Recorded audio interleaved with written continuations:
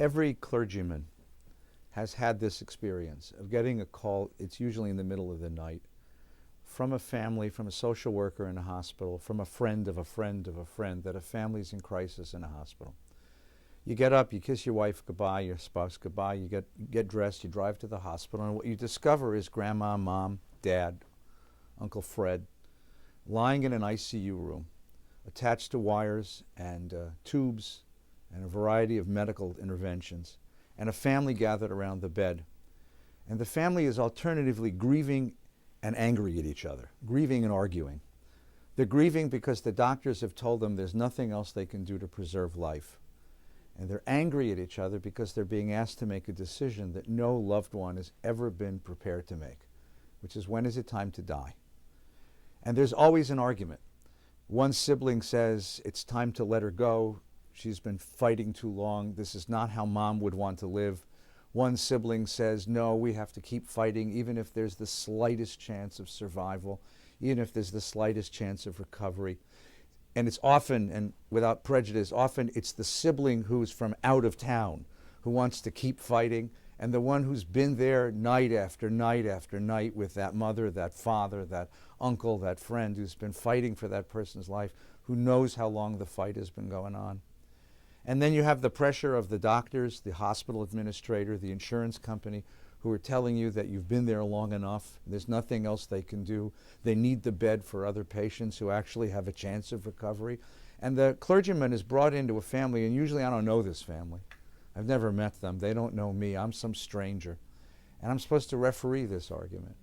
And what happens is that whether the person is going to die now or tomorrow, that family has exploded. And I'm trying to pick up a few pieces here to make sure that there's some love left, some forgiveness, some wholeness. Whatever decision is going to be made is going to be attended with a huge load of guilt. If we let mom go, there's the burden of, you killed mom. And if we keep her on the feeding tube and put in the ventilator tube and continue the ordeal of preserving the life of the body, then there's the sense of, I left mom suffer. It's an impossible situation. What happens when there's a battle over that hospital bed? When one sibling says, you're trying to kill mom, and the other sibling saying, no, I'm trying to give her peace. It's not unusual, at least it's not unusual in my experience, for those two people to never speak to each other again. I've had cases where they wouldn't attend the funeral. I actually had to do 2 funeral services because you killed mom is such a bitter accusation. And I'm just trying to give mom peace, and you're trying to take it away from her, is a bitter accusation. Families explode. The centrifugal force of that moment is so powerful. Families explode. Having the conversation, recording it in some fashion, remembering it, holding it dear, allows these two siblings to say, we miss her. We love her.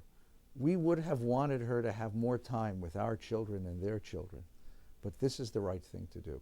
And for a sibling to turn to a sibling and say, I forgive you.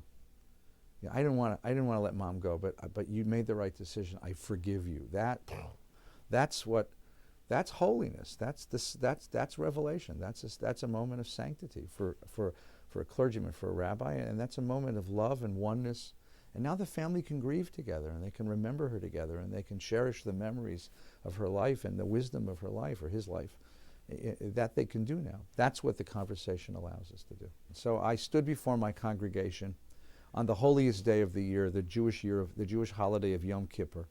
I stood in front of 2,500 people, and I said, I want you to have the hardest conversation you ever had with your family. I want you to tell them when it's time to let you go. I want you to tell them what life means to you. What is the essence of life? What are the things that you want to be able to do that's going to tell your family that they should fight for your life? But when enough is enough, when enough treatment, enough interventions, enough technology is enough, and you'd be at peace to say goodbye, my life has been good and it's time for me to depart. And if you have that conversation, you save your family that horrible night in the hospital. You save your family all of the guilt, all of the rage, all of the anger, all the explosion. And I begged them to do this. And what I was really gratified is that after I gave the talk, people had the conversation. Families called me in the days afterwards and said it was hard to do. There were a lot of tears.